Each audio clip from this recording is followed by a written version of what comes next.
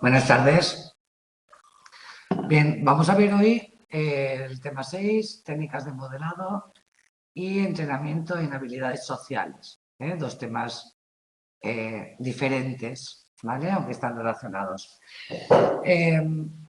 Tanto las técnicas de modelado como las habilidades sociales son también temas que veremos mucho en consulta, ¿eh? Como parte de otros tratamientos y a veces como tratamiento único. Bien, vamos a ver lo que son las competencias sociales de la mano de Bandura y de la mano de Goldfried y de Zurilla, que utilizaron este constructo, esta idea de lo que es competencia social en los años 60-70, y entendían que era la competencia social una capacidad que tiene el individuo, que es hasta cierto punto innata, también aprendida, para adaptarse al entorno. Y esto va a ser un paso adelante en las terapias de segunda generación, terapias de conducta.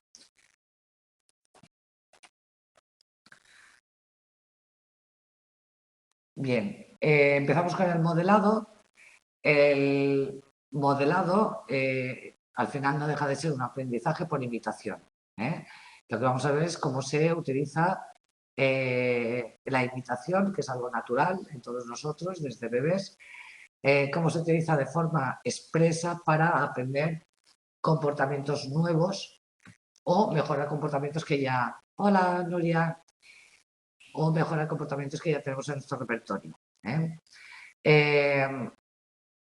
en el 41, Miller y Dollar consideraron primero que la imitación era un condicionamiento instrumental. Entendían que el modelo era un estímulo discriminativo, es decir, aquello que nos da la señal para iniciar una conducta, y que al hacerlo, al imitar una conducta, si se recibió un refuerzo, entonces esa conducta quedaba reforzada y era más probable que se repitiera, como cualquier condicionamiento.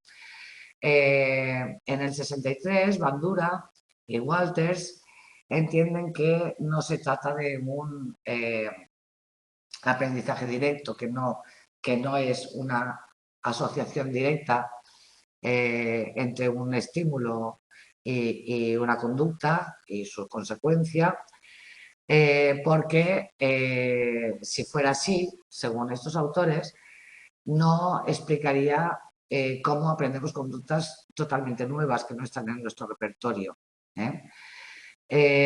Luego, también sería muy difícil aprender de esta manera conductas que requieren un encadenamiento, que requiere hacer una cosa, luego otro paso y otro paso. En algunas ocasiones imitamos conductas que no son reforzadas y aún así las incorporamos a nuestro repertorio de conductas. Y también se da el fenómeno de que el condicionamiento requiere que ese condicionamiento haga que se emita una conducta de forma inmediata, ¿no? Y que tenga un refuerzo inmediato para que si fuera un condicionamiento. Y sin embargo sabemos que hay conductas que se aprenden, pero que no son explícitas, es decir, que tenemos ahí un aprendizaje en nuestra cabeza, ¿no? Pues, por ejemplo, los niños aprenden constantemente de lo que ven en su casa, ¿no? De formas de reaccionar, de responder, etcétera, y a veces hasta que no son adultos o hasta el cabo de un tiempo de haber visto determinada conducta no expresan ellos la misma conducta, ¿vale? Entonces, Bandura apuesta por que el aprendizaje que se hace es un aprendizaje observacional o vicario. Es decir, vicario significa que nosotros no es que tengamos que recibir un refuerzo o un castigo para emitir o no emitir una respuesta, por una respuesta que hemos dado nosotros, sino que observamos cómo el modelo tiene un refuerzo o tiene un castigo por emitir determinada conducta y aprendemos de forma vicaria, es decir, que aprendemos sobre las consecuencias que tiene en otra persona determinada conducta. ¿Vale? Esto, bueno, habréis visto muchos vídeos en internet que a mí me hacen mucha gracia. No sé hasta qué punto, bueno, yo no los he probado y no sé hasta qué punto están editados o qué, pero habréis visto de perritos y tal que por ejemplo, se le da un medicamento a un peluche al lado del perro, haces como que el peluche no lo quiere y le pegas con una zapatilla al peluche, ¿no? Y de repente el perro, cuando le das al perro real ese medicamento, se lo come automáticamente, ¿no? Es decir, aprende de forma vicaria. Eso sería un ejemplo de aprendizaje vicario. Ya os digo que simplemente son vídeos graciosos, pero que bueno, están reflejando ese tipo de aprendizaje. No sé si son reales y si son verdad o no, pero sí que representa muy bien el aprendizaje vicario. Bueno, pero además Bandura decía que además de aprender de forma observacional y vicaria, también también median las representaciones simbólicas. Por tanto, incluso si no estamos expuestos directamente al modelo, también podemos aprender. Por ejemplo, si escuchamos que, yo qué sé, pues si un niño escucha que su vecino ha tenido un castigo tremendo porque ha hecho determinada cosa, se queda con esa información. Esa es una representación simbólica. Sé lo que ha hecho, sé cuáles han sido sus consecuencias, porque hay una cognición ahí, he escuchado una cosa, eso es una cognición y a través de la cognición lo aprendo. No hace falta ni siquiera que lo vea directamente. ¿Vale? Por tanto, el modelado, aunque sea una imitación, no necesariamente tiene que tener el modelo presente y un aprendizaje inmediato, ¿no? La forma en la que aprendemos es muy variadita y desde luego no se puede aprender todo de forma directa porque no nos daría la vida para tener suficientes modelos para aprenderlo todo, ¿vale? Para Bandura, los procesos que están implicados en este aprendizaje son 4. La atención, la retención, la reproducción y el proceso de motivación. Es decir, una persona para poder aprender por imitación necesita utilizar todos estos procesos. La atención, lógicamente, porque si uno no atiende a lo que está viendo o al modelo, pues simplemente eso no se registra en nuestro cerebro, ¿no? Por tanto, es importante eh, que lo que vemos tenga valor funcional, es decir, que la conducta que nos ponen para imitar o que nos tratan de enseñar sea relevante, porque si yo veo a alguien, yo qué sé, pues un apicultor está yendo miel de un panal, pues igual no le voy a prestar atención porque a mí no me interesa extraer miel de un panal, ¿no? Por lo tanto, tiene que tener valor funcional, tiene que tener también una valencia afectiva, es decir, me tiene que interesar, tengo que sentir atracción hacia esa conducta para prestar atención y que yo quiera repetirla, ¿no? En fin, que la persona o la situación que observo tiene que ser interesante e importante para el que quiera aprenderla. La retención, lógicamente, porque vamos a codificar en nuestro cerebro lo que hemos visto, ¿no? Lo que hemos visto o lo que oímos, o lo que sabemos que ocurre, o las consecuencias que sabemos que van a ocurrir, ¿no? Por tanto, hay una codificación simbólica, ya sea verbal, ya sea por imágenes, y también se requerirá una práctica cognitiva motora, es decir, que tengo que retener cuál es el comportamiento físico que se requiere, y eso también requiere una redentiva, una memoria. El siguiente proceso es el de reproducir una conducta, porque puedo haber prestado atención, puedo haber retenido, me puedo haber quedado con toda la historia, pero luego yo tengo que ser capaz de hacerlo yo, ¿vale? Por tanto, eso requiere primero una representación cognitiva, que es lo que quiero hacer. Tengo esa información en mi cabeza, sé que yo quiero hacer eso mismo.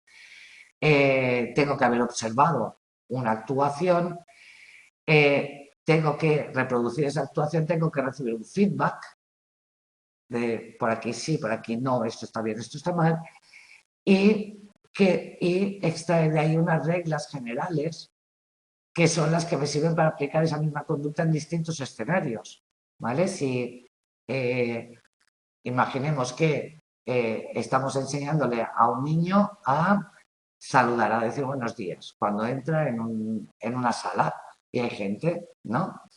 El niño o sea, no dice buenos días cuando entra en el cuarto de baño, aunque haya gente en el cuarto de baño. Dice buenos días cuando entra en una sala, pues con adultos, yo qué sé, pues porque se va a empezar una clase. Hay una serie de reglas de cuándo es apropiado y cuándo no es apropiado decir buenos días. No basta con reproducir una conducta de forma rígida, sino que se tienen que extraer unas reglas generales que nos sirvan para distintos contextos. Y no vamos a observar esa conducta en todos los contextos. La observaremos en uno, dos o tres contextos y de ahí extraemos reglas generales. ¿Vale? Y por último, estaría el proceso de motivación, que son los refuerzos que vamos a obtener por reproducir esa conducta adecuadamente, que pueden ser directos, porque alguien nos felicita, nos dice que lo hemos hecho muy bien, nos da un regalo, lo que sea. Pueden ser vicarios, ver cómo el modelo recibe estos refuerzos, o puede ser autorrefuerzo, automotivación. Mira qué bien lo he hecho, así voy bien, adelante, Adela, que es lo ideal, ¿no? Que uno tenga una motivación intrínseca para ir adelante con una conducta. No, ya tú cuando quieras me interrumpes y comentas lo que quieras, ¿vale? Bueno, las funciones. ¿Para qué nos sirve el modelado? Pues para aprender conductas nuevas que no están en el repertorio. Por ejemplo, por ejemplo, un niño con trastorno del espectro autista que no suele tener iniciativa para empezar una conversación o para saludar, le estamos enseñando a tener la iniciativa de saludar, ¿no? De saludar, dar la mano cuando le presentan a alguien. Y es algo que no ha hecho, es una conducta que tenemos que instaurar, que empezar de nuevo. También sirve para inhibir conductas. Cuando vemos que una conducta es una conducta que no queremos en el repertorio de la persona, pues por ejemplo una rabieta, se puede hacer un trabajo de imitación en el sentido de que que observamos a un modelo que recibe un castigo por hacer determinada conducta, por ejemplo, ¿no? Entonces nuestra imitación será lo contrario de lo que hace el modelo, porque vemos de forma vicaria que está recibiendo un refuerzo, o sea, un castigo, en este caso, ¿vale? También para incitar conductas, conductas que ya están en el repertorio, pero que hay que iniciar. Pues, por ejemplo, personas muy tímidas que, por supuesto, saben tener una conversación, pero les resulta muy difícil tener la iniciativa de entablar una conversación cuando están en un ambiente desconocido. Modificar valencia emocional de conductas o motivar conductas. Bueno, ¿qué cosas tenemos que tener en cuenta a la hora de utilizar el modelado? Es muy importante, por ejemplo, las características del modelo. Será más efectivo si el modelo que observamos tiene alguna relación con nosotros, que aprendemos. Por ejemplo, que sea del mismo sexo o de la misma edad o que le veamos una competencia parecida a la nuestra. Luego veremos esto de la competencia, cómo funciona. Mejor si tiene valor afectivo. Por ejemplo, un niño o una niña que están aprendiendo a jugar a fútbol, pueden visualizar vídeos de jugadores o jugadoras que para ellos sean personas muy valiosas, ¿no? Que sean sus ídolos, que admiren. Pues eso será interesante porque ya tiene un valor afectivo que motivará la imitación. Que tengan cierto prestigio, un jugador que no lo conoce nadie, pues tiene mucho menos interés que un Messi o un Ronaldo, ¿no? Pero tenemos que tener en cuenta que no sean modelos inalcanzables. No nos podemos ir al top, a no ser que el niño ya o la niña ya sean buenos jugadores de fútbol, pero que vean la posibilidad de llegar a ese nivel. Si no, será frustrante. Cuando, por ejemplo, en muchas charlas de estas motivacionales de empresa, es muy habitual que los conferenciantes pongan como ejemplos pues al creador de Google y al creador de Facebook y ¿no? A gente con super empresas multimillonarias. Claro, si lo que pretendes es motivar a un pequeño, mediano empresario o a personas que quieren emprender, pues quizá no es un ejemplo que motive excesivamente, porque nadie que sea mínimamente realista se cree que puede empezar un negocito en España, en un garaje, y acabar siendo multimillonario. Es poco probable, ¿no? Igual la gente que es muy idealista y muy motivada puede ser que le motive, pero la mayoría de gente lo ve un ejemplo tan inalcanzable que no le sirve como referencia. Por tanto, tiene que ser alguien que te pueda servir como referencia, por ejemplo, que haya empezado a un nivel parecido al que tú tienes, ¿no? Si estamos dando una charla para emprendedores en Menorca, pues puede ser muy motivador. Pues yo me acuerdo eh, de un empresario de aquí al que yo invité a que diera una charla a un grupo de alumnos que estaban estudiando informática, y él explicó que él empezó pues en su casa, fisgoneando con un ordenador, y que entonces se dio cuenta de que le gustaba mucho el tema de la informática, y entonces apuntó a clases, hizo el acceso a la universidad y se apuntó a la UNED, ¿no? Esto es muy motivador para alumnos que ya tienen bachiller y que tienen esa posibilidad y que ven que alguien ha podido montar una empresa y que estaba en un nivel muy parecido al que tienen ellos, y al interés y la motivación que tienen ellos, ¿vale? Y es muy alcanzable ese modelo. Por tanto, tenemos que tener en cuenta eso. Y que la eficacia también al realizar la conducta sea una eficacia alcanzable. Si esto, si, bueno, que lo que vemos que el modelo hace, nosotros nos veamos capaces de hacerlo. En algún momento, aunque sea con el entrenamiento, pero en algún momento lo podamos llegar a hacer. Respecto a las características del observador, lógicamente necesita un mínimo, porque hemos visto que hay una serie de procesos que se ponen en marcha, como la atención, el procesamiento cognitivo, la capacidad de reproducir una conducta, y para eso hace falta un mínimo de capacidades cognitivas y atencionales. Una persona que no sea capaz de prestar en absoluto atención, le resultará difícil aprender por imitación. El nivel de ansiedad muchas veces interfiere con esta capacidad de atención y de retención. Y, por tanto, cuando se entrena una capacidad, tenemos que asegurarnos de que la persona está mínimamente relajada, que está en un ambiente de confianza, que no se siente juzgada, que no se siente... Porque un nivel excesivo de estrés, un poquito de estrés siempre viene bien, pero un nivel excesivo de estrés nos va a bloquear toda esta capacidad de atención y cognitiva. Y que tenga también habilidades y competencias suficientes para iniciar o mejorar la conducta que está entrenando.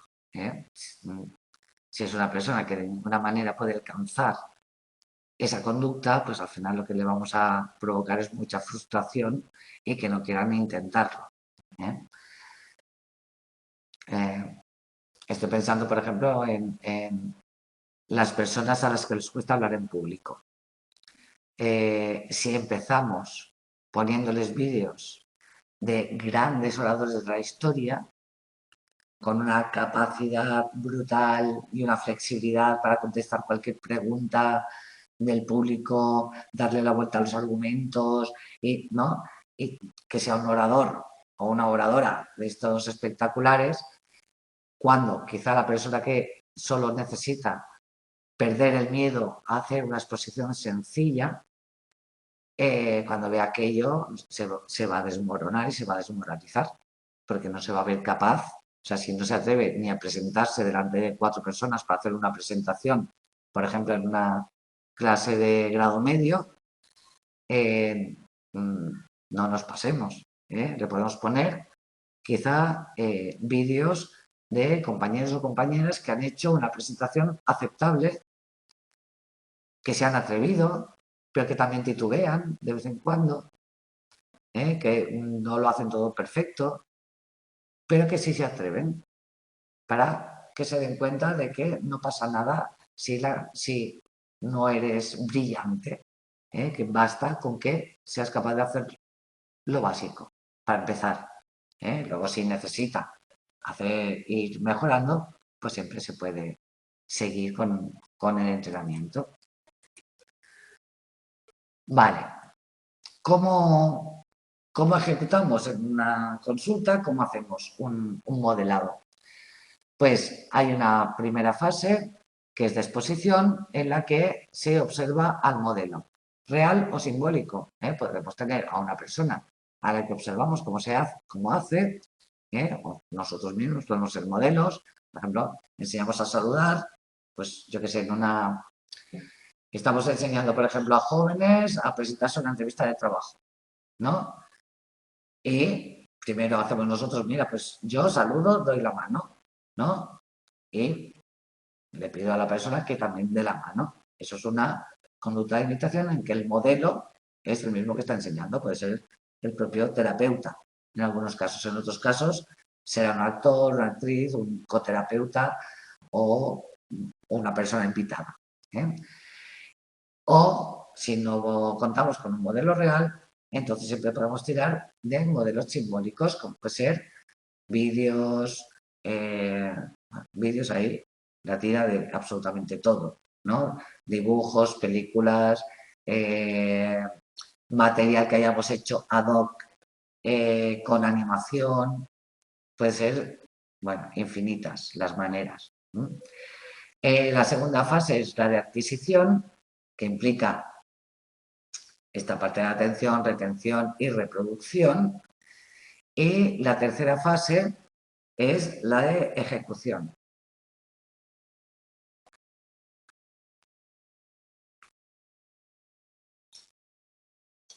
Perdonad. Y aquí en la ejecución hay 4 posibles respuestas. Tenemos que decidir qué es lo que pretendemos y qué es lo que vamos a reforzar. Puede ser una imitación específica en que buscamos una conducta exactamente igual. Por ejemplo, una persona que está entrenando gimnasia rítmica y que queremos que entrene un movimiento particular de gimnasia rítmica. Pues, por ejemplo, tirar el aro y recogerlo, ¿no? Y recogerlo pues, de determinada forma. Se reforzará la conducta cuando se consiga hacerla exactamente igual, ¿vale? O puede ser que reforcemos una imitación general, que va a ser similar. Por ejemplo, estamos entrenando en el saludo y voy a reforzar tanto si el saludo es buenos días, como hola, buenos días, ¿qué tal? Como qué tal, buenos días, hola. sea, que lo que necesitamos es que la persona tenga pues una conducta educada, formal, de saludo. No tiene por qué ser exactamente igual que la del modelo, porque eso sería inflexible. O podemos reforzar la contraimitación específica, que es la conducta contraria, exactamente la contraria de una conducta concreta, o una contraimitación general, ¿vale? La imitación específica se da más cuando hay reforzamiento vicario, cuando hay castigo, lo que se consigue es una contraimitación. Vemos que a otro lo castigan por, yo qué sé, pues por ser atrevido, pues por ejemplo, es que este aprendizaje se hace de forma natural en muchos sitios, ¿no? Un adolescente que ve a otro adolescente queriendo ligar con una chica y la chica lo ignora o se burla de él. Eso podría suponer para el que observa, para el adolescente que está observando, un aprendizaje de contraimitación, por castigo vicario, que como el otro es castigado, porque es ignorado, se burlan de él, y entonces esto hace que yo no voy a acercarme a la chica de esta manera, no voy a intentar hacer un acercamiento para ligar, o por lo menos no lo haré así. ¿eh?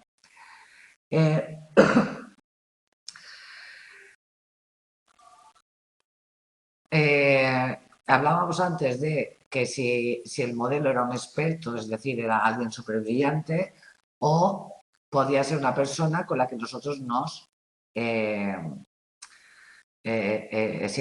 sintamos representados, ¿no? Entonces, ahí está dos modelos de imitación, que es el modelo máster y el modelo coping. El modelo máster es ese modelo en que presentamos al crack, al que lo hace súper bien, al que es un maestro, una maestra de determinada cosa.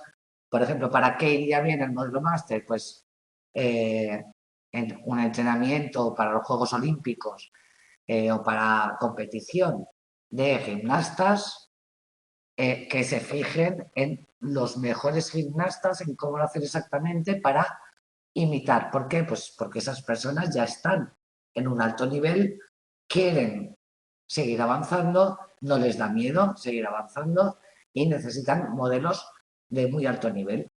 Sin embargo, si la conducta es una conducta que a uno le provoca miedo, ansiedad, como hablar en público, pues lo que os decía antes, mejor alguien que hable en público normal, incluso que se equivoque, incluso que se trabe, pero que hable. Será mejor ese que un máster, porque el máster nos va a provocar mucha más ansiedad en lugar de disminuirla. Por tanto, el modelo máster o modelo coping va a depender de, sobre todo, el que aprende, la persona a la que estamos entrenando.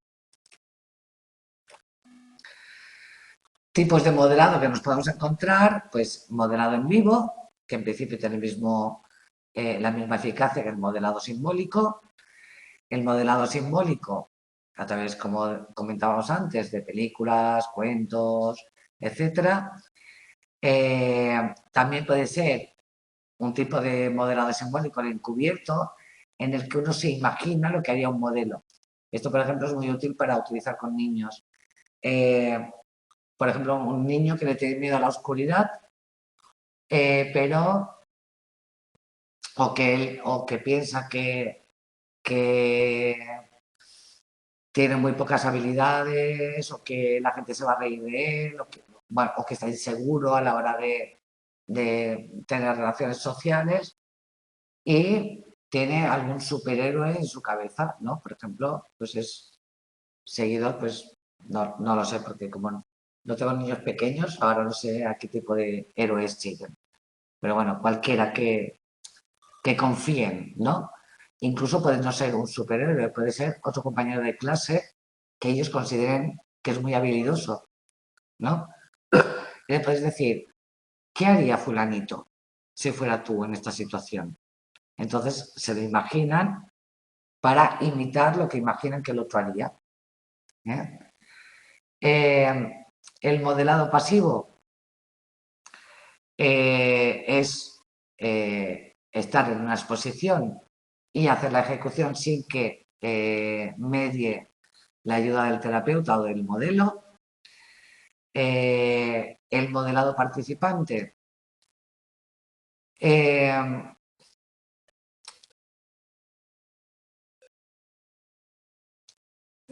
que es una exposición del modelo ante una situación, se instiga y se ensaya la conducta, se retira progresivamente los instigadores del inicio de la conducta y luego se practica en otros contextos. Esto es un modelado participante.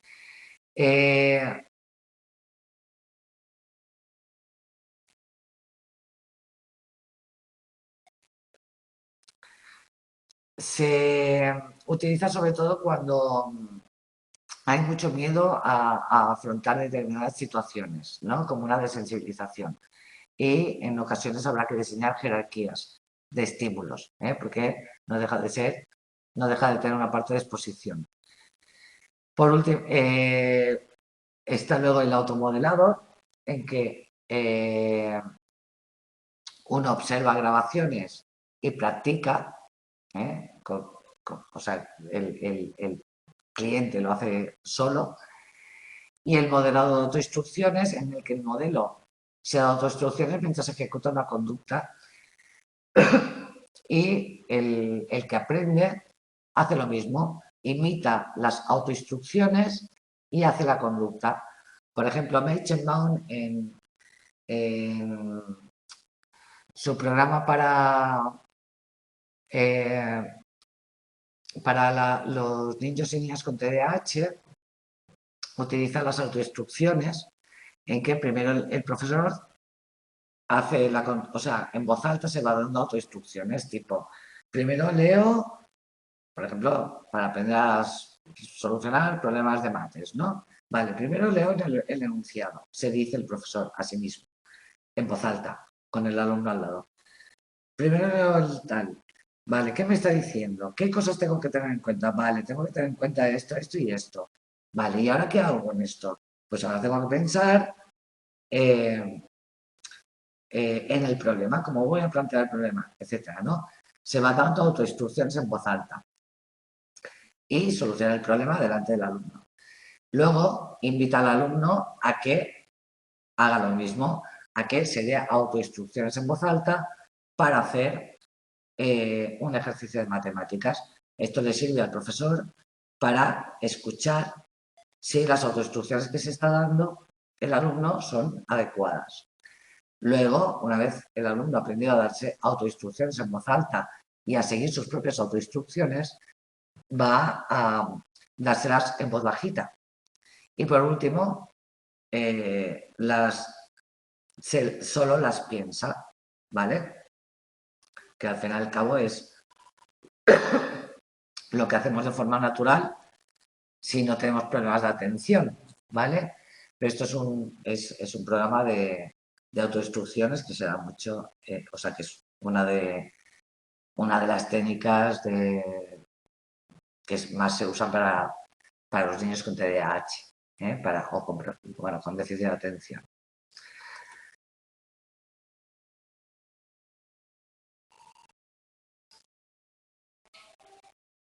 A ver si me pasa la página. Vale. Aunque, bueno, hemos comentado al principio que se suelen dar dentro de un paquete de tratamiento, normalmente cuando pues igual estamos tratando otro tipo de problemas, pero nos encontramos con que hay conductas que el paciente tiene que mejorar, pues por ejemplo el problema puede ser problemas en la relación de pareja y nos damos cuenta de que es que el paciente que nos consulta no puede mejorar su relación de pareja porque hay determinada habilidad que no maneja y que es una fuente de conflictos, ¿no? Entonces, ahí introduciríamos como un subtratamiento dentro del tratamiento general que sería de modelado. Pero a veces se hace como único tratamiento, por ejemplo, en el ámbito educativo, en el organizacional, pues muchas técnicas de venta, de atención al cliente, de preparar entrevistas de selección, todo este tipo de cosas se utiliza el modelado, casi siempre pues simbólico o en vivo. También tiene aplicación en el tratamiento de ansiedad, fobias, miedos a tratamientos, intervenciones quirúrgicas, hablar en público, trastornos del comportamiento alimentario, de sobrepeso, de obesidad, todo, bueno, hay toda una serie de aplicaciones. Algunos estudios están mostrando mayor eficacia en el modelado participante frente al modelado en vivo, sin ayuda.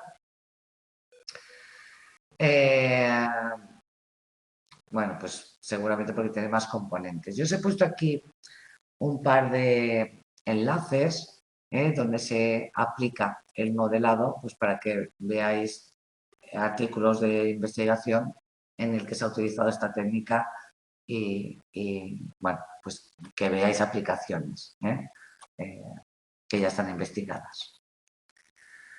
Bueno, y nos vamos al entrenamiento de habilidades sociales, también un campo enorme dentro de la psicología, que se utiliza también en muchas áreas, trabajo, en educación, en terapia mucho, porque en muchas ocasiones los problemas, sobre todo los relacionales, tienen mucho que ver con un déficit de habilidades sociales que hay que entrenar y mejorar. Entonces, el entrenamiento de habilidades sociales es un conjunto de técnicas dentro de un tratamiento cognitivo-conductual cuyo objetivo es mejorar la calidad de las relaciones interpersonales de comunicación y de relación. Vale, esto es la definición de Segrin. ¿Por qué necesitamos mejorar habilidades sociales? Pues porque muchas veces ese déficit de habilidades sociales está tras el aislamiento, el fracaso escolar, la delincuencia infantil o juvenil, la ansiedad social, los problemas de pareja, problemas en el trabajo. Es muy habitual que el déficit de habilidades sociales pueda provocar todo este tipo de problemas. Los orígenes los encontramos en Salter, en los años 40.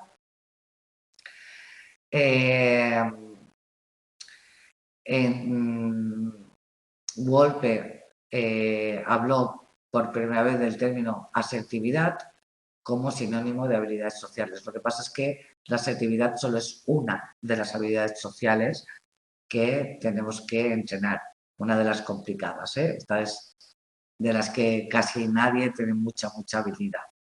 La asertividad y es fundamental sobre todo para la resolución de problemas y para manejarse de una forma sana en las relaciones. Kelly, desde el aprendizaje social, entiende que las habilidades sociales son conductas aprendidas y cuya adquisición y mantenimiento se explica por reforzamiento positivo, por experiencias de aprendizaje vicario y observacional, el modelado, por retroalimentación interpersonal que refuerza o inhibe una conducta y por el desarrollo de expectativas cognitivas respecto a las situaciones interpersonales. Todos nosotros, antes de afrontar una situación de relaciones, sobre todo en un ámbito en el que igual no tenemos muy claro cómo podemos actuar, pues, por ejemplo, cuando empezamos a trabajar en una empresa nueva, tenemos compañeros a los que no conocemos, etcétera, tenemos una serie de expectativas sobre lo que va a pasar.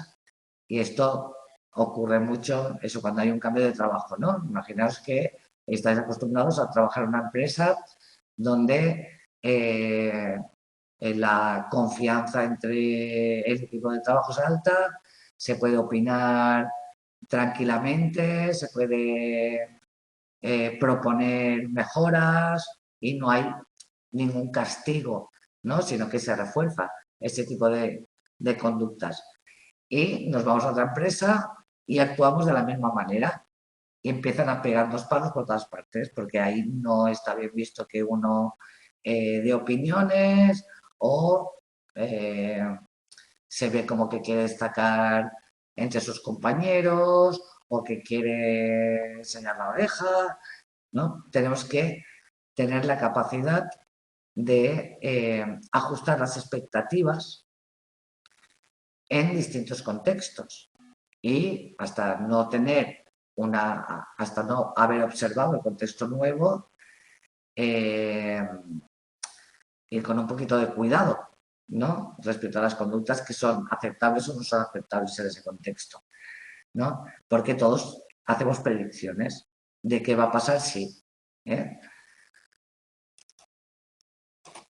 Bueno, los modelos que explican el comportamiento que es incompetente, hay varios modelos de déficit de conductas, porque ha habido una socialización deficiente, no hayamos aprendido bien de nuestros padres o de nuestros cuidadores o de nuestro grupo de iguales, modelos de ansiedad condicionada, modelos de discriminación errónea, en que se interpretan mal las señales, de déficit cognitivo evaluativo, en el que se inhiben conductas porque prevemos que vamos a tener o que nos van a juzgar de una forma muy rígida, muy negativa, o para pensar algo malo de nosotros.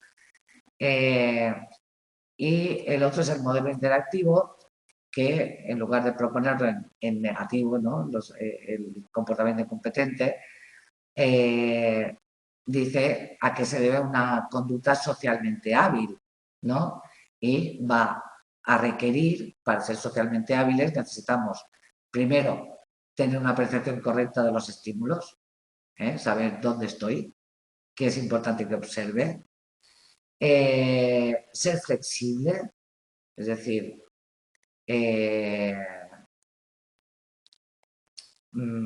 a la hora de manejarme en distintos entornos, en distintos contextos, tengo que observar y flexibilizar mi conducta, seleccionar dentro de un repertorio la mejor opción de respuesta y ser capaz de emitir esa respuesta que es la adecuada en ese contexto.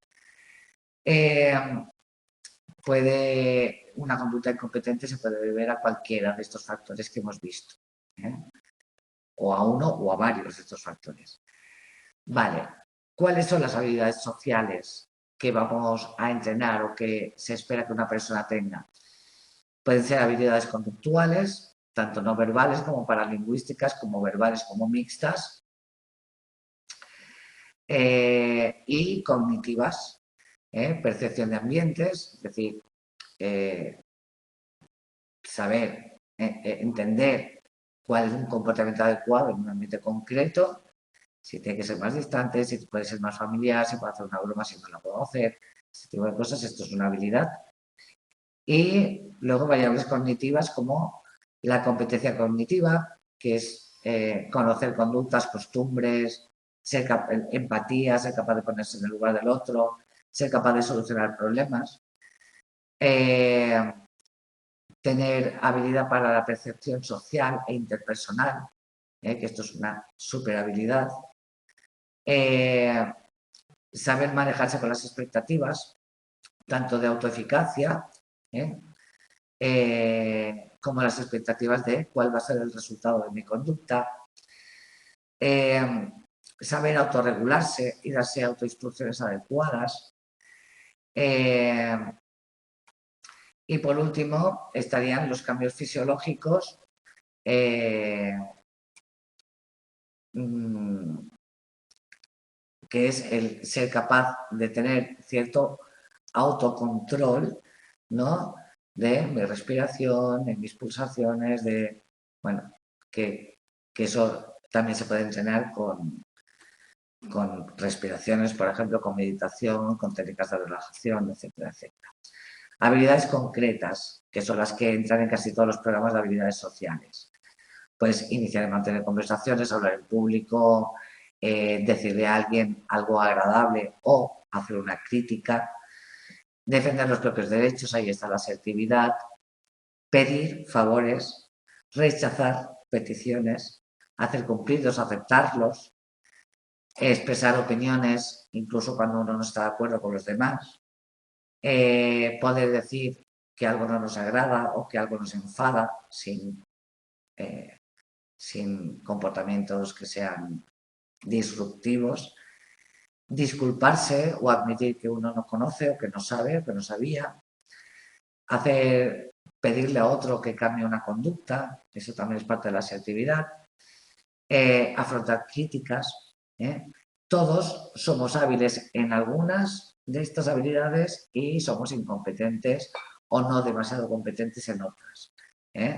Pues, por ejemplo, hay mucha gente que es muy buena expresando amor y afecto, pero no es buena recibiendo afecto o expresiones de cariño, ¿no? O es muy buena haciendo favores, pero no admite que le hagan ningún favor. Bueno, o puede aceptar muy bien los cumplidos y muy mal las críticas, o al revés, ¿no? Siempre cojeamos más de un lado que de otro. Por tanto, nadie es experto en todas las habilidades sociales, eso es imposible. Y es un continuo, es algo que siempre se puede mejorar. ¿Cómo hacemos el entrenamiento en habilidades sociales? Antes de empezar, nos tenemos que asegurar de que el cliente entiende los elementos básicos de la conducta adecuada y que está preparado. Siempre utilizamos el refuerzo, nunca el castigo. El castigo para entrenar habilidades sociales no tiene ningún sentido, porque no estamos intentando eliminar una conducta, estamos intentando incrementar, mejorar o iniciar una habilidad, una forma de hacer las cosas adecuada.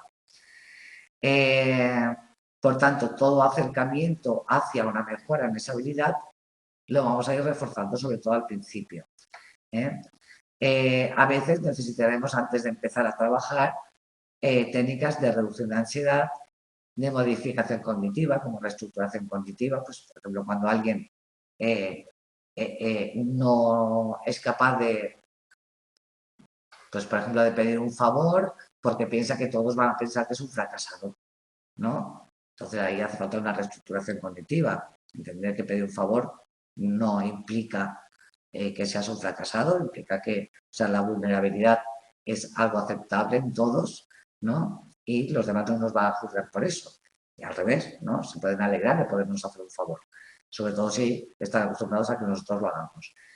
Puede hacer falta un entrenamiento en solución de problemas, que muchas veces no está tampoco en el repertorio. Y ya luego el de habilidades sociales. Si no tenemos en cuenta todo eso que está interfiriendo en las habilidades sociales, por ejemplo, que uno, por ejemplo, hay la asertividad, que es una de las habilidades complicadas. Claro, ¿por qué la gente no quiere ser asertiva? ¿Por qué no defiende sus propios derechos? A veces, porque directamente cree que no se lo merece. Reestructuración cognitiva primero, ¿vale? Porque piensa que los demás van a dejar de quererle. Reestructuración cognitiva, tenemos que ver qué hay ahí detrás, ¿no? Cuando he pedido algo, ¿qué consecuencias ha recibido? Puede haber un aprendizaje de que esa conducta ha sido castigada. Entonces necesitamos un poco volver atrás.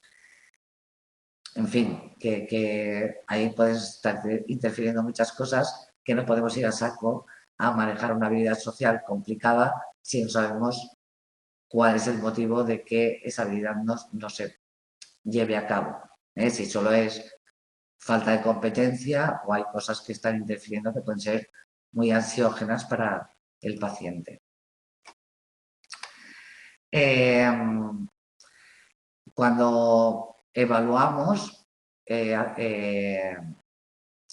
hacemos en la evaluación hacemos un diseño de intervención.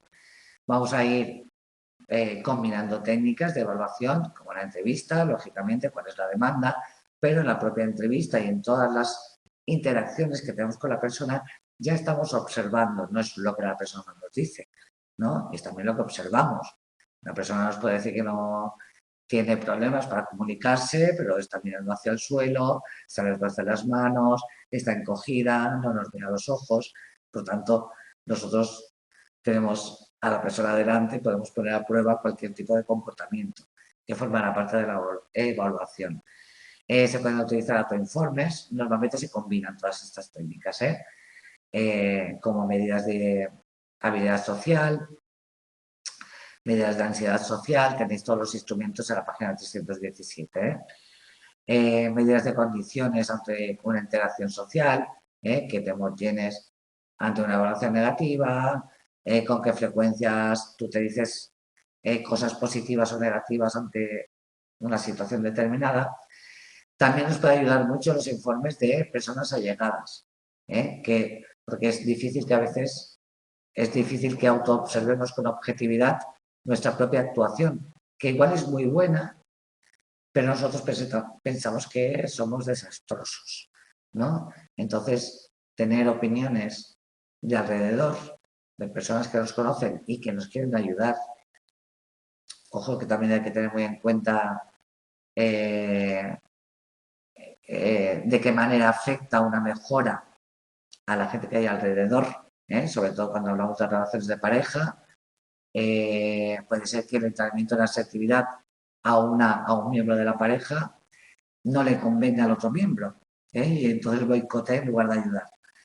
Por tanto, si incluimos un observador o un coterapeuta entre las personas que tenemos que están alrededor de nuestro paciente, tenemos que asegurarnos de que está implicado y que también está interesado genuinamente en que nuestro paciente mejore esa vida. Pues ser asertivo a veces a la pareja no le gusta. Que el otro aprenda a ser asertivo, que aprenda a defenderse o que aprenda a decir lo que no quiere. Porque ya hay un tipo de relación establecida que puede ser poco sana, ¿no? También la autoobservación del registro y la observación por parte de personas externas en situaciones naturales o en situaciones simuladas. Podemos hacer pruebas de interacción estructuradas o semiestructuradas como si fueran tipo role-playing, ¿no? En cuanto a la intervención, haremos una primera explicación global y una explicación específica en cada sesión, con instrucciones concretas de qué es lo que vamos a entrenar, qué conducta concreta vamos a entrenar. Muchas veces este tipo de entrenamientos se hacen en grupo. Por tanto, lo importante es que quede claro, no hablamos de conductas genéricas, sino, pues, si estamos entrenando esa actividad, pues primero tienes que decir qué te ha molestado de esta situación, centrándote en la situación y no en la persona.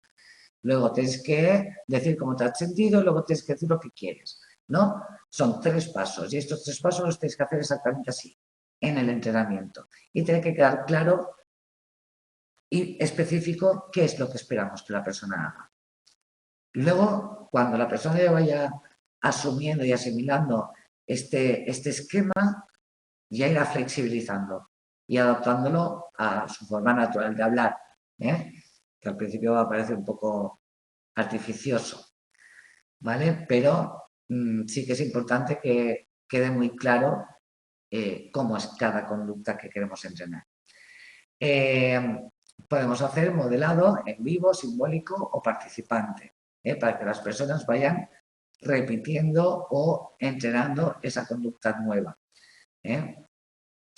Y ahí elegiremos si queremos un modelo máster o un modelo coping. Si la conducta que queremos entrenar es muy compleja, entonces la dividimos en trocitos y vamos entrenando un trozo tras otro. Si no, es imposible.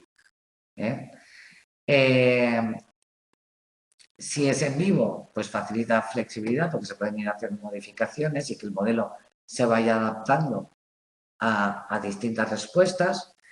Y si es simbólico, pues nos permite la repetición. Por ejemplo, si es una grabación, se puede poner varias veces. Ensayo conductual, que se hará durante la sesión. Se puede hacer inversión de roles. Tú haces de terapeuta, yo hago ahora de ti. Y vamos a entrenar esta conducta. Pueden ser prácticas dirigidas.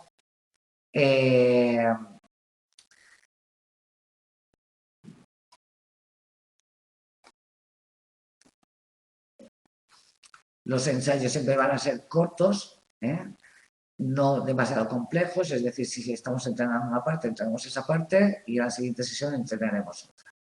Sin mezclar muchos, porque si no, llega un momento que deja de tener sentido para la persona y que no sabe luego aplicarlo a otras situaciones. Por último, habrá un feedback o una retroalimentación. Lo de grabar la actuación es muy bueno para que la persona se vea cómo está actuando. Muchas veces es un buen refuerzo porque muchas veces las personas actúan mucho mejor de lo que ellas piensan que lo están haciendo. Por ejemplo, en una entrevista de trabajo, si tú grabas la simulación de entrevista, la persona se suele llevar la sorpresa de que lo hace bastante bien. Lo que pasa es que mientras lo está haciendo, como está ansioso, como siente nervios y tal, le parece que balbucea, le parece que lo hace mal, le parece que los nervios se notan y cuando se ve grabado se da cuenta de que eso no ocurre, que por fuera no se ve lo que él siente por dentro, ¿no? Por tanto, el verse en una grabación suele servir de refuerzo, pero además nos puede servir para matizar aspectos que la persona no reconoce mientras está actuando, pero sí que reconoce cuando se ve, ¿no? Por ejemplo, pues, posturas corporales se ven muy bien en una grabación que a veces no son adecuadas.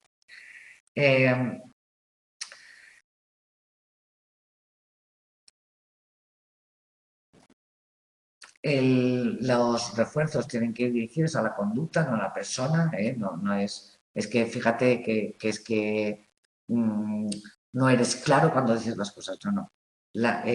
Lo que has dicho no queda claro en esta situación, ¿no? Si lo dices de esta otra manera, quedará más claro. O sea, no es la persona la que es incompetente, es su acción, lo que no ha sido del todo competente. El feedback siempre tiene que ser positivo y de cara a una mejora. Y, por supuesto, esto tiene que ser una conversación en que la persona también puede opinar si se ve, por ejemplo, la grabación y considera que está bien, pues lo podemos discutir. Podemos no estar de acuerdo, podemos incluso pedir una segunda opinión. Bueno, que esto es para la mejora de nuestro paciente, por tanto, tiene que estar de acuerdo en cómo consideramos que, o sea, en cómo considera que tiene que hacer las cosas también. El reforzamiento normalmente es verbal, al principio muy continuo, luego se va haciendo intermitente. Entre sesiones lo ideal es dar tareas para casa, de forma que esta persona vaya generalizando estas conductas en contextos distintos, cuando esté preparado para hacerlo y para recibir un feedback positivo, si es posible. Cuidado en qué momento aplica, porque si todavía no está bien entrenado, por ejemplo, en la asertividad, iniciar pruebas de asertividad en su casa, con su pareja, con la que tiene problemas, no es una buena idea, porque a la que le pegue un bufido a la pareja, esta persona va a retroceder y a recular y le va a coger miedo a ser asertivo. Por tanto, vamos a tratar de que entrene en situaciones en las que el resultado puede ser positivo al principio. También podemos pedirle que vaya entrenando autoinstrucciones, relajación, en fin, todas estas cosas que vamos a entrenar en paralelo. Tenemos eso, que asegurar el éxito cuando damos tareas para casa. Si no, es muy peligroso, porque recibirían un castigo. Por tanto, nos tiraría por tierra todo el trabajo que hemos hecho. Y también es muy importante que el cliente tenga en cuenta que el que tú lo hagas bien no significa que la persona vaya a responder como tú quieres. Esto ocurre mucho cuando, cuando en relaciones de pareja se utiliza el entrenamiento y la asertividad. Que te dice, bueno, pues yo lo hago todo bien, pero igualmente, pues mi pareja sigue sin hacer lo que yo espero que haga. Bueno, claro, no tiene por qué hacer lo que tú esperas que haga, pero tú tienes que podérselo pedir correctamente, que es un cambio de conducta, sin pegarle una bronca, sin montar un pollo, tú se lo pides, dices que tú te sientes mal con esta conducta y que te gustaría que hiciera otra, pero tu pareja tiene que tener la libertad de hacerlo o de no hacerlo. Por tanto, que tú lo hagas bien no implica automáticamente un éxito, o que el otro te responda como tú esperas. Se puede aplicar tanto individual como de forma grupal. Bueno, y también os he dejado aquí un par de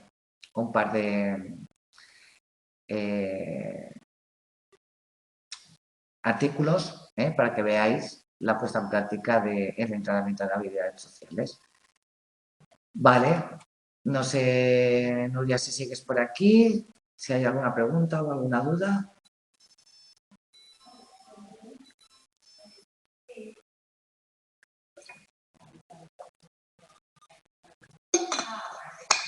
Vale, nos vemos entonces la semana que viene, ¿vale? Venga, hasta luego. Gracias.